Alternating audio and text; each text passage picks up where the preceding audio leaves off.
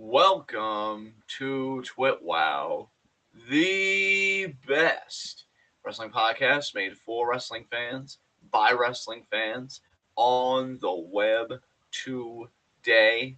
I'm John, that's my cohort and commentary Ashton, and this is our NXT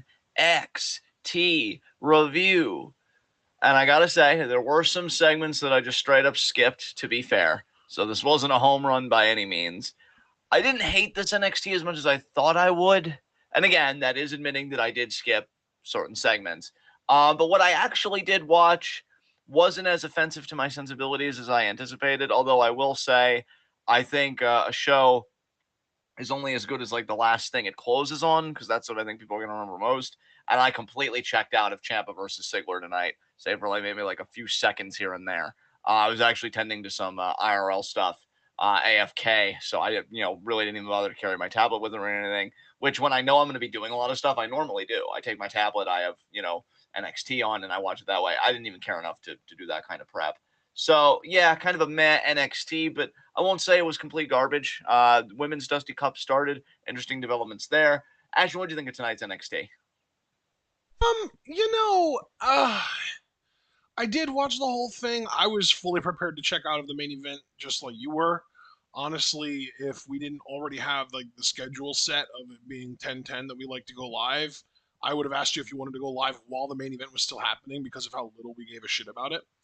Yeah. Um, I think the highlight of the night really was the women, honestly. Women were the highlight, and I guess I'll just get this out of the way here, just because I know I turned up a lot on Craig's birthday stream. And Craig, if you happen to join us, happy birthday again. Duke Hudson was really fucking great for me. I really have to thank Duke. There was a time when I thought, do I no longer fucking love douchebags? And then Duke came into my life and he said, no, no, John, you just need the right kind of douchebag. And I'm just like, oh, Dookie, you're so right. And what a man. So Duke Hudson, and yes, the women. I enjoyed the women's Dusty Cup tonight, but I think those three things, and Cameron Grimes, so I actually have a bit to say about tonight. So yeah, it was a lot of good. Foster, I thought you'd say that. I'm definitely turning up tonight. This might be the first crack in our relationship, but I believe that we can survive. So let's get into our first segment, Heat of the Night. Dude, really no heats tonight here, honestly. I think you and I both knew what we were getting into with this NXT. I'm really not angry about anything. Anything that I could be angry about, dude, it's honestly like, it's not fair to put it at the feet of NXT because it's more of like a fandom anger. Like, for example, I really don't think Dakota and Wendy Chu are going to win the Women's Dusty Cup, even though they're my most emotionally invested team, right? And I'm angry because they're definitely not going to win, but I can't blame NXT for that because they never promised me that they would. So I've really got nothing. If anything, it would just be purely out of fandom. But that's not what we do here in this segment. So you got any heats tonight or nitpicks? No, I'm pretty much the same line as you. I don't have any new Heats of the Night or nitpicks that I can think of. It's just the same shit. Fuck Dolph Ziggler. Fuck Grayson Waller. Fuck LA Knight. Fuck Raquel Gonzalez. Fucking Pete Dunne. Uh, Actually, you know what? I do have something kind of new. I'll call it more of a nitpick than a full blown Heat of the Night. Actually, I take that back. It is a full blown Heat of the Night. Fuck it. My Heat of the Night tonight. It's 2-1. And really, we can just kind of categorize it all under the label optics, right? Yeah. First of all, Amari Miller and Lash Legend. Interesting new tag team. Two black women didn't get an entrance tonight and then lost in about 3 minutes, it felt like.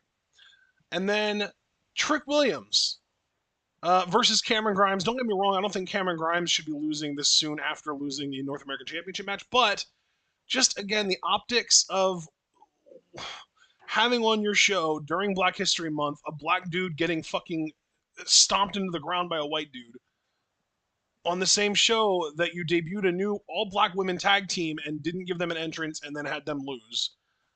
Just optics. Seriously. Yeah. I can understand that. I can understand that. So that would be my only real heat of the night. Continuing on my little list, I already mentioned fuck Pete Dunne. I think I only have one left, and that is fuck Tommaso Ciampa. After that, though, I think we're good. Oh, actually, no, that's not it. Fuck Joe Gacy, and of course, I don't even remember the guy's name. What's his Fuck name? Harland? Harland. Fuck Harland. And fuck Jensen and Briggs. and fuck Casey Catanzaro. And I think that covers it. I think that covers all my bases. Did I say Ciampa? Fuck Ciampa. I'll say it again. Yeah, you did. You did. Yeah. Okay. Yeah. That should cover everyone. All right, let us get into our NXT review. We open with our NXT champion, Braun Breaker. So it seems more or less like the next takeover is going to be Stand and Deliver in Dallas, Texas. Man, these takeovers really are getting far apart now, which actually might be better for this new NXT. Breaker says he's going to walk in NXT champion and walk out the same way. Dolph Ziggler comes out. He does Dolph Ziggler things, and we know that just kind of building to him and Ciampa tonight. LA Knight versus Grayson Waller, skipping that. Moving on from that. We get Dakota Kai backstage, finds Wendy Chu. Kai is just a bit peeved that Wendy went ahead and booked them as partners for the Dusty Classic. And Chu said, well, I told that person that you're always talking to. And Kai's like, who? And Kai actually, in an interesting bit of character development, is like, look, Wendy, you actually seem like a nice girl, but I don't have a great track record with friends. You know, tried it once, didn't work out. Tried it again, didn't work out. But then Wendy assures her, she's like, well, you haven't had me as a partner. I like that Dakota Kai, if she's going to stay in NXT, is actually getting some character progression, seemingly back to a babyface. You know, because I think if you're really going to make a home somewhere, you've got to be sure to switch it up. Done. You know, because just some people are, you know, so bad about that. And yeah, Kai seems happy. She's telling her friend or whoever, like, oh, she chose us. She chose me. And, you know, it's kind of moving. I'm rooting for them. After that, we get Cora, Jade, and Raquel. They're doing training Cora's way. So they're at like this treetop mountain thing where they, you know, climb trees, you know, defy heights. Raquel's all, I'm scared of heights. Oh, and then, you know, they do it and it's a bonding thing. And, oh, next week we're taking the Women's Dusty Cup. Then we come back and Toxic Attraction is sitting in the Toxic Lounge. God, I hate myself for this low key, but if I had any nitpick, I'm really not liking how much emphasis NXT is putting on Toxic Attraction when only one of them is talented. I'm sorry if that makes me sound like an asshole because I really should be all for women getting more stuff, and I am. But like, we also believe in talent, and it's not just in virtue of being a woman. Otherwise, I'd be totally cool with every championship Charlotte's ever won, and that's clearly not the case. Every time they get something or every time it's on them, all I keep thinking is, man, I can't wait for this group to dissolve and Gigi to just go on a wild singles run. I fucking hope. But yeah, they're in the Toxic Lounge. They're surveying the Women's Dusty Cup. We got Kaylee Ray and Io Shirai versus Lash Legend and Amari Miller. You already kind of, you know, hinted at this, that Lash Legend and Amari Miller don't get shit. I really have nothing to say about this match, but Kaylee Ray, don't you ever do a moonsault in Io Shirai's presence again. That moonsault looked like utter fucking shit. Thank God Io showed her how to do it properly. And even Io, I feel like, caught more knees than midsection, but at least the form was pleasant to look at on the way down. Kaylee Ray was like a dilapidated bird. What the fuck? So after that, Dante Chen gets an interview.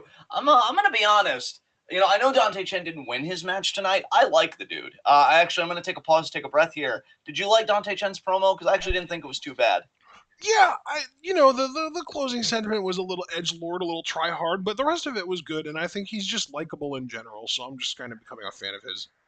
You know, man, I can understand why you'd say that, but I got to give him credit for at least trying a line out. Yeah. And, you know, like trying to find a voice. I like it better than most people that just like, you know, kind of snarl at the camera kind of thing. So, you know, I think that that's exactly what this brand is for. Hey, you plug something in. If it resonates with people, great. If not, I mean, hell, let's never forget Edge's first line when he got a chance to talk was, beware, take care, the freaks come out at night. And, you know, when he wrote his book, he cringed at that line. I didn't think it was the worst. But then look at how great a fucking promo he is now. I think it's experimenting. So I liked it. I liked that he took a chance and he kind of did with that line. Then the match itself, I like the babyface fire here too. He's like, you know, fuck your entrance, Duke. And he actually does a good job very early on working over the leg, but that just makes Duke, in hindsight, even more impressive because he overpowers Chen. And I love the Crucifix Powerbomb finish. Good fucking shit. It looks I'm telling really you good, guys. yeah. Duke is really good at it. I wonder if he got blessing from Scott Hall to do that move. Maybe. I always love hearing stories like that. Yeah. I'm telling you guys though, next time we do 5 fave 5s, if Duke keeps on this trajectory, I'm not going to be as hyperbolic and say he's going to be number one, although you never know. You never know. But I could see him cracking top 3 legitimately. Like I am really really digging this dude, and I love what a fucking Woohoo! dirtbag he is, and we'll get into more of that later. He sure is. God, it's so good. It's so fucking good. After we get Carmelo and Trick, yeah, I mean, here's the crazy thing about Hayes. He's pretty much like a compilation of like just lines that have stuck. You know, I shoot, I don't miss, and he essentially says the same thing. And it's funny because Dolph Ziggler happens to be in the building tonight, but the difference is that I don't even necessarily mind people that say the same thing. Just find new ways to say it, and I feel like that's what Carmelo Hayes is so fucking good at. He just finds different ways to say how amazing he is. Whereas Dolph, he says the same thing, but he also says it in the same way. And that's why the promos don't have nearly as much mileage. Shut up, it me!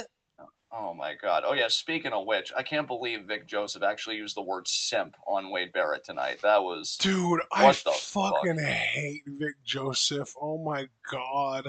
I think this is another problem I have with Toxic Attraction, because I really hate commentary when Toxic Attraction is the topic of discussion. And here's the thing, I want to like Wade. I am not anti-Wade by any stretch of the imagination, but like they need to have him, pull it back. For fuck's sake. Dude, there was a point tonight. It was actually during the Duke Hudson match, actually.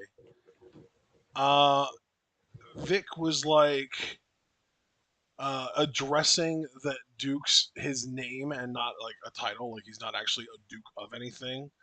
And he thought he was clever for it. I was like, thank you so much, Vic. We really needed that. Go fuck yourself. So Carmelo just talking about how he said he was going to steal a show and beat Cameron Grimes, still be the champion. He did all that. Trick, of course, being a great hype man. So he cuts a great promo, as is per usual for Carmelo Hayes. And then Pete Dunne interrupts. Oh, yeah, that was another thing. I think it was during the match that we're about to get to. Vic brought up Ollie J out of the absolute blue. I didn't hear that. I'm glad you caught that, because I didn't hear that. I thought we were finally letting Ollie J rest, but apparently wouldn't that be nice? Like, no, there's more. There's always more. Mm-hmm. So here's what I want to say about this. Dunne, obviously, it's well documented how Ash and I both feel about Pete Dunne. I'm not going to bore you guys with that. What I will say is, Cameron Grimes might be the most over person in this whole thing, because like I feel like the crowd really didn't give a shit about a prospective Pete Dunne Carmelo Hayes matchup. Yeah. But the moment Cameron Grimes came out and got a little bit of retribution, like it was to the moon. He's one of the most over guys in this fucking brand, if not the most over guy. Which is why, I will say he's definitely not the most over guy, because Ciampa exists, and he and Braun, I think, are the two most over guys. Yeah, that's true. God damn it, man. Fuck. But I really do think Ciampa is still at the top of the mountain. I think he really is the number one most over guy. Yeah, you're right. Shit. But needless to say, in the context of this feud, like Grimes, I think, is more over than all three of them. Dude, here's the thing though. Like, if you think about it, who are you supposed to cheer for between Melo and Dunne? I mean, for me, I'm gonna cheer Melo, and I know you're the same way. But I guess if you're the casual member, like, you really don't know, honestly. I mean, I think they want Dunne to be the face in that, because he's coming fresh off the D'Angelo feud, and D'Angelo was very clearly like the instigator in that feud and the heel. So you'd think that they want you to cheer for Dunne. But Dunne's such a garbage tier babyface, and Melo is a likable heel. So you've got a likable heel and a difficult to like babyface. So what do?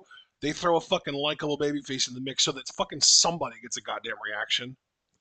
And I want to reply, because this actually is a salient point. Foster does make a good point. Carmelo Hayes didn't cheat to beat Grimes at Vengeance Day or anything like that.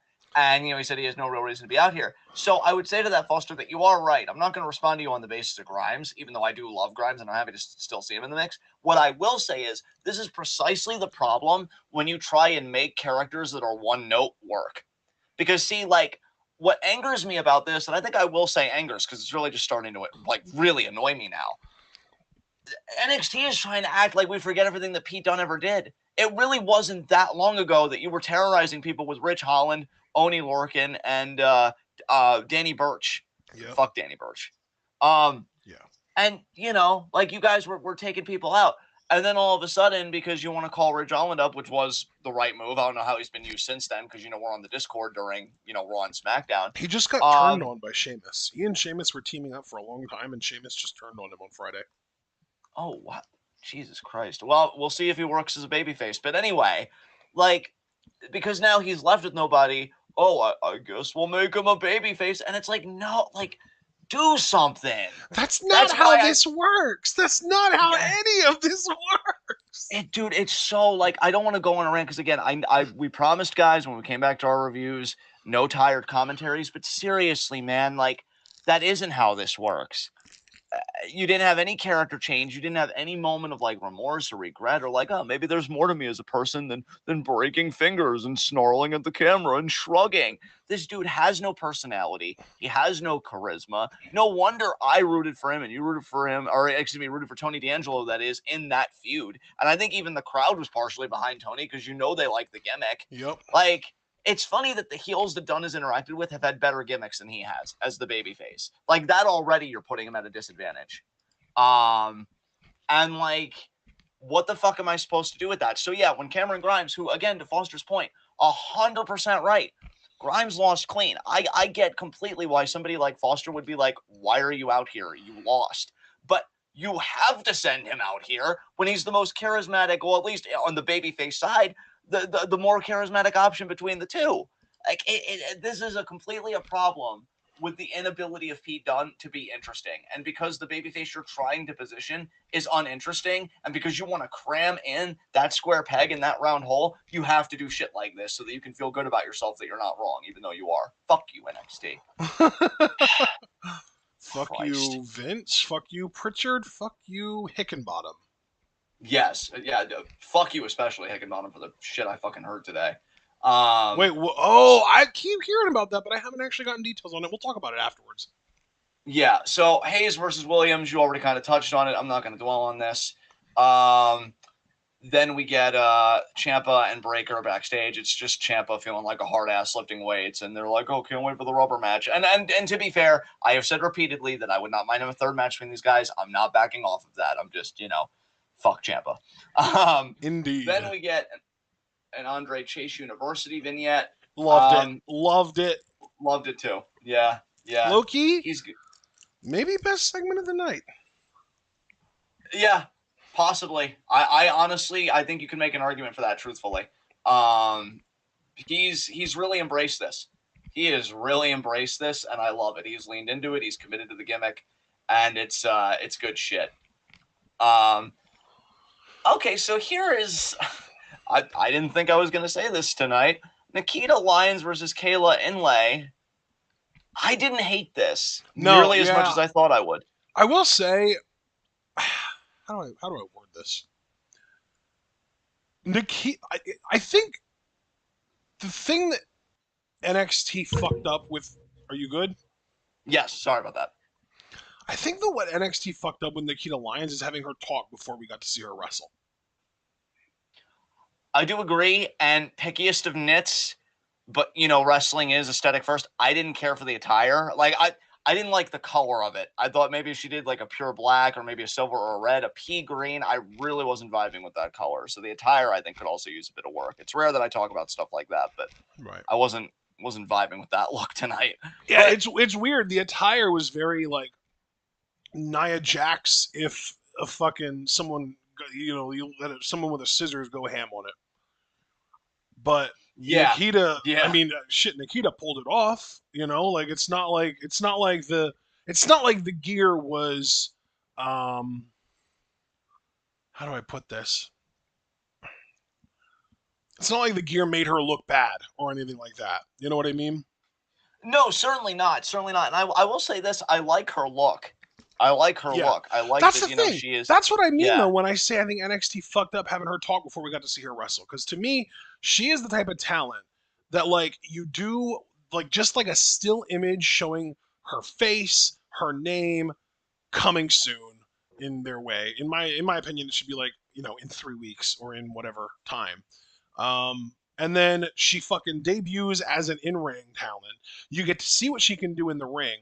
And then after a few months of her being kind of built up as sort of, I don't know, female Goldberg, if they want to go there, that's when you give her the fucking personality. That's when you do these fucking interview segments that they've been doing for the last month with her. Because by then, we've already found a reason to like her.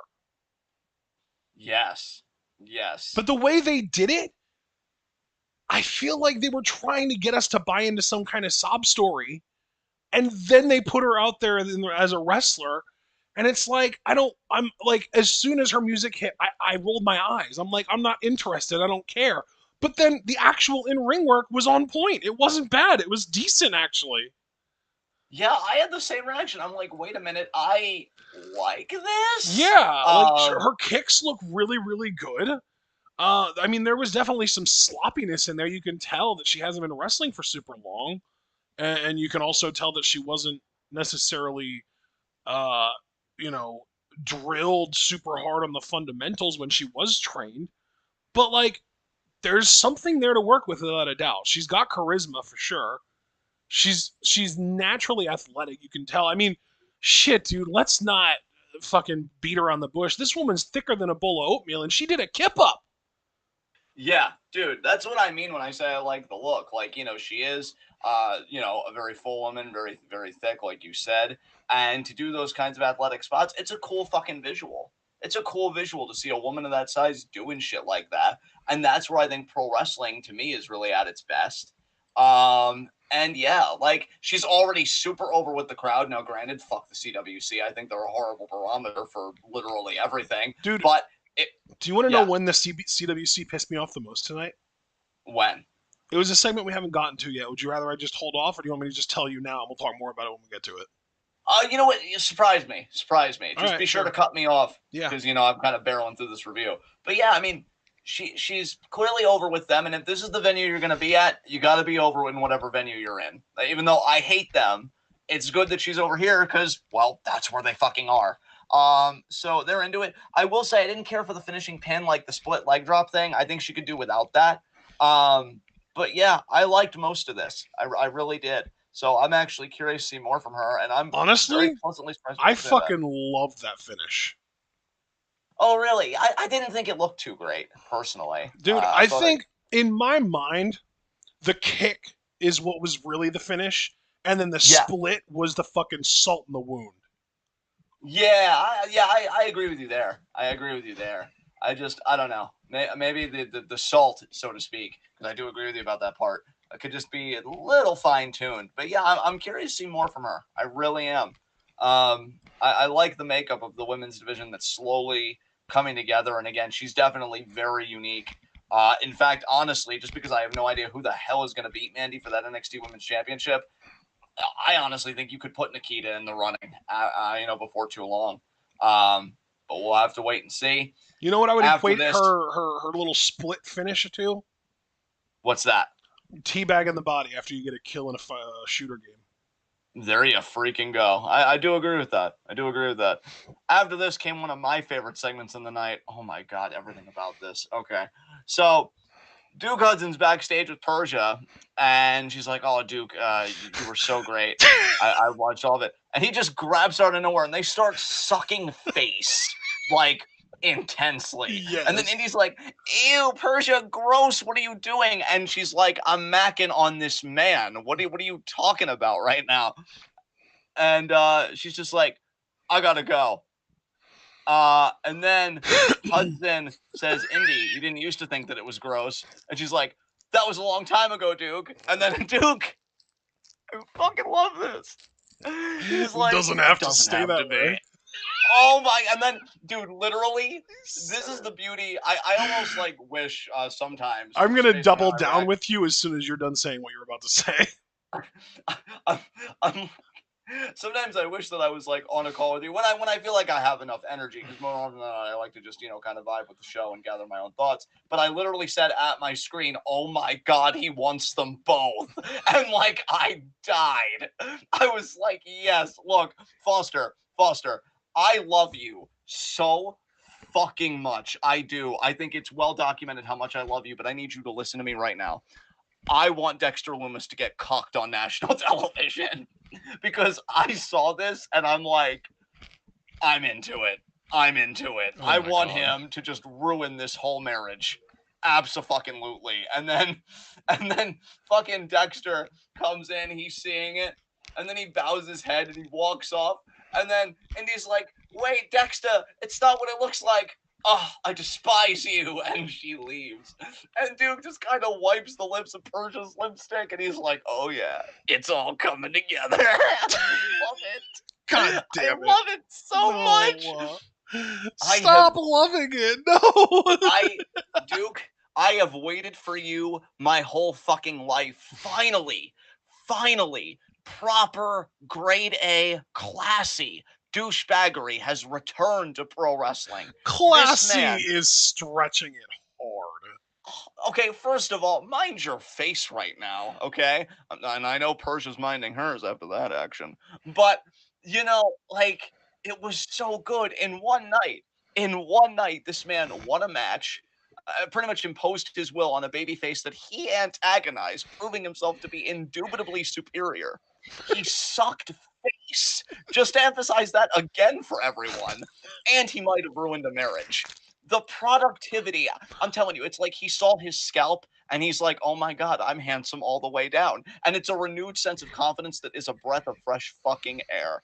Duke Hudson for my NXT champion. Fucking, this is beautiful. This is beautiful. Oh my God.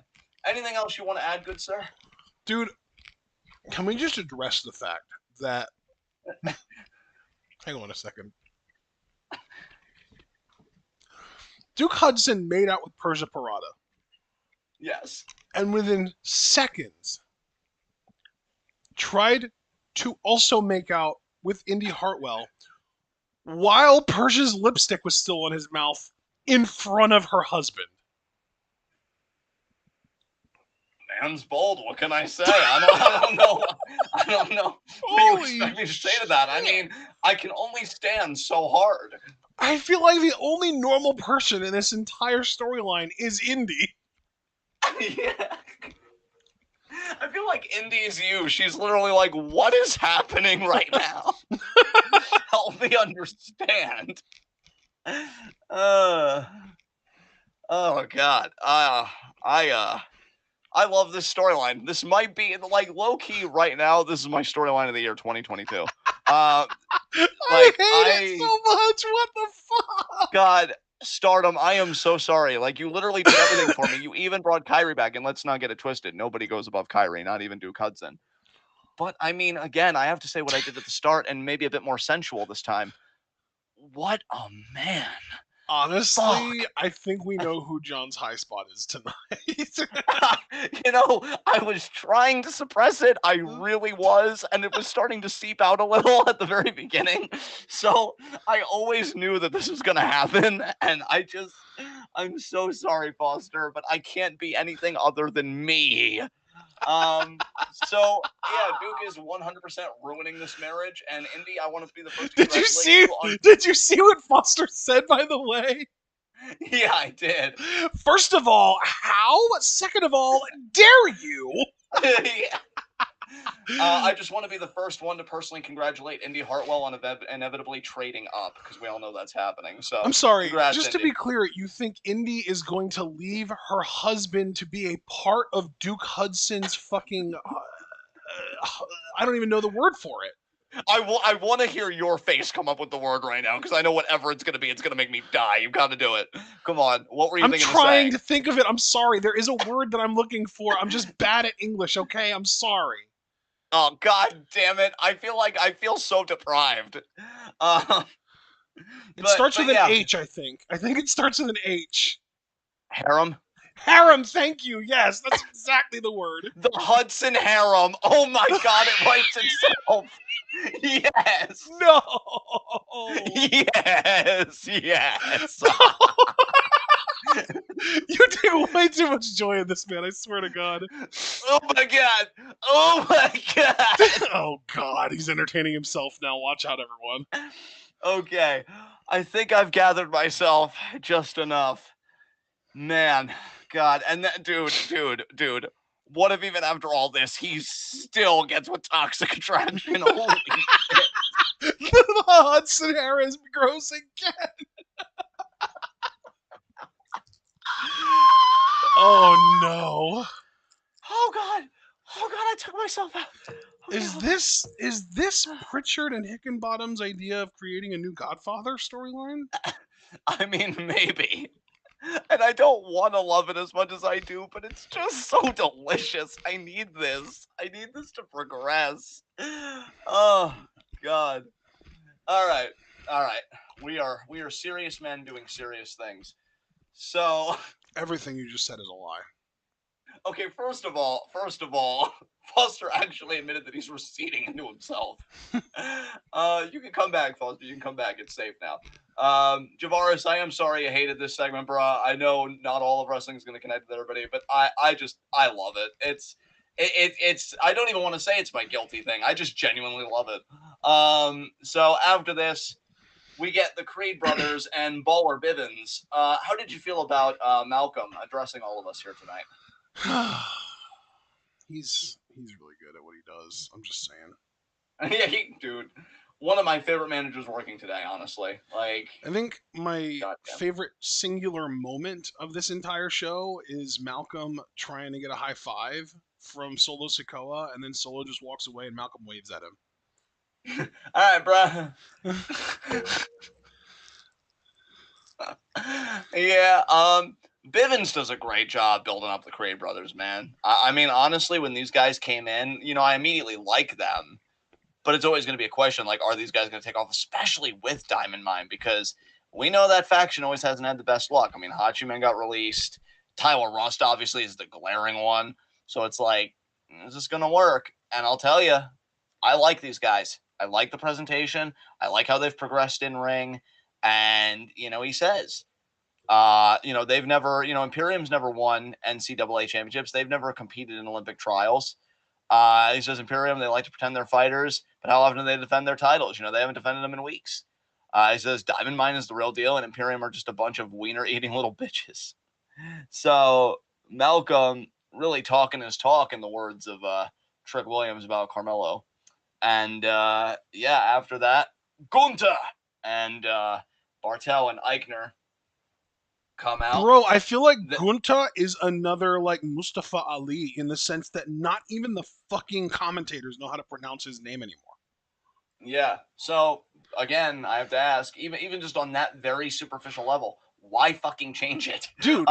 You know why they changed it, so they can copyright it. Yeah.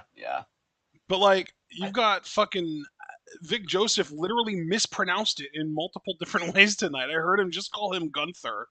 And then another time I heard him call him Gunther. Yeah. It's like, oh, you're not even trying. Fucking mediocre son of a bitch. Have I ever told you how much I fucking hate capitalism? Since you just talked about copywriting everything. Have I ever told you how much I fucking hate Vic Joseph? Because let's stay on subject, right? I mean, yeah, but maybe we can exchange stories later, because that's very interesting. Yeah. So yeah. Commentary is just awful. What else is there to say? It's funny that I feel like it has gotten worse since Beth left the booth. I didn't think I'd say that, but yeah, I didn't even think Beth was trash. I think just, Foster might have had something. He might have been onto something when he said something about Beth was the only one that could calm Wade down. Yeah, because he seems even more turned up, like with the toxic attraction shit and all that stuff, than when Beth was there. So definitely something to that. Yeah, so Creed brothers and Imperium get into a fight. Then Walter seems like he's going to get his hands on Bivens. Bivens sells it fucking expertly. Solo Sikoa comes out, drops him. I just don't get Solo Sikoa at all. I think he's set up to fail, honestly. Just simulate him with the bloodline as soon as possible. That's probably where WWE is going to go for it. I mean, I'm pretty much showing the exact same amount of imagination that WWE has. So there you go. Malcolm's face giving a thumbs up to Sikoa was fucking hilarious. I love Malcolm so much. After this, we get Gacy and Harland. Fuck him.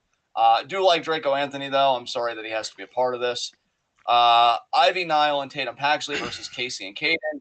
Casey and Caden win. Seemingly Tatum is out of Diamond Mine, but I don't know. I don't know. She was never in it. True. It seemed like they did a video where like Malcolm kind of welcomed Tatum, but maybe it was like on a trial basis where it's like, okay, let's see how you do in this, first Diamond Mine matchup. Yeah, because like the thing is, the announcer said from Diamond Mine, Ivy, Nile, but then separately announced what's her name? Paxley? Yeah, Tatum Paxley. Tatum Paxley. So like she announced them separately, but she specifically did announce Ivy Nile as being from Diamond Mine without doing the same thing for Paxley. So Right. Then we get Ciampa and Ziggler, and I just really have nothing to say about this. Dolph Ziggler wins. Fuck them both. Rude apparently got in on it. I used to like Rude a lot, actually, but he's kind of got that old energy too now, and it's like, I liked him better on his own. So we might be getting a tag team match down the road. Breaker and Ciampa versus Rude and Ziggler. Don't care at all. So next segment, high spots, low shots. I'm going to say my low shot will be Tatum Paxley. I think it's very easy and straightforward. oh yeah, Her actually, you made me remember that was my most hated NXT crowd moment of the night. Ivy Nile, who is very clearly coded as a heel, starts choking out Tatum Paxley for the simple fact that she lost a match, and the crowd starts chanting for Ivy Nile. yeah. Well, they're picking their favorites. I don't know. Fucking hate them. Yeah, it's bad. So you said your low shot was Tatum Paxley? Yeah, just a rough night for her. Very simple and straightforward. Who's your low shot? I'm gonna go with Amari Miller and Lash Legend because they didn't get an entrance and they lost. High spot Duke Hudson because yes, just dominant fucking night tonight. Who's your high spot? God, I'm low key tempted to take Malcolm, but I won't because his actual representative that was in the match tonight lost. So I'm gonna take as my high spot. Fuck it, Nikita Lyons. Nice, I like it.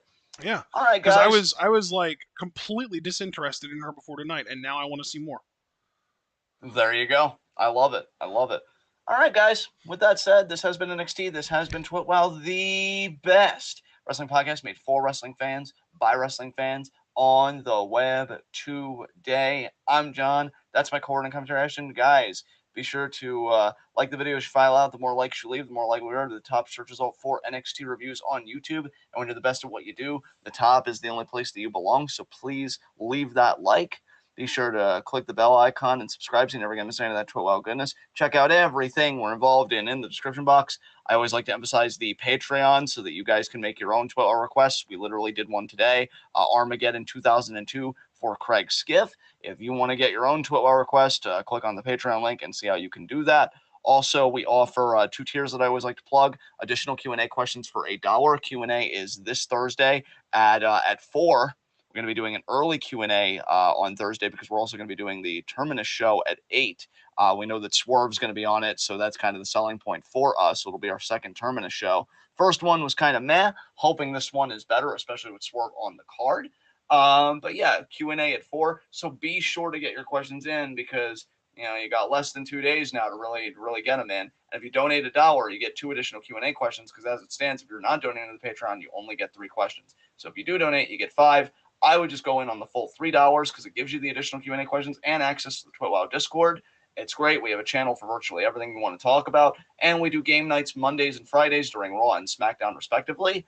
And by the way, one of those channels we have is to submit Q&A questions really nice and easy. Only other thing I want to plug are our Twitters. I'm at John_TWitWoW. My pinned tweet, again, is to collect Q&A questions. So just reply to my pinned tweet. Your questions will show up there. Ashton is at Ashton_TWitWoW. And his pinned tweet is the TWitWoW schedule. I will pull that up real quick. I know tomorrow we're planning on doing Stardom February 20th live reactions in Chiba. Should be a really good show. Stardom is really picking up the heat. I love it. Between the Kyrie signing and knowing there's another mystery woman, it's fucking awesome. So yeah, that's going to be at 5 tomorrow. And then Thursday at 4 will be Q&A. And then at 8, it's going to be Terminus 2 live reactions. And then Friday, we're going to be doing another Stardom show at 5. And then the weekend's clear. So, yeah, guys, join us for the rest of this week of content. Until then, take care of yourselves and be good to yourselves and each other. And until we meet again, tune in. Peace out.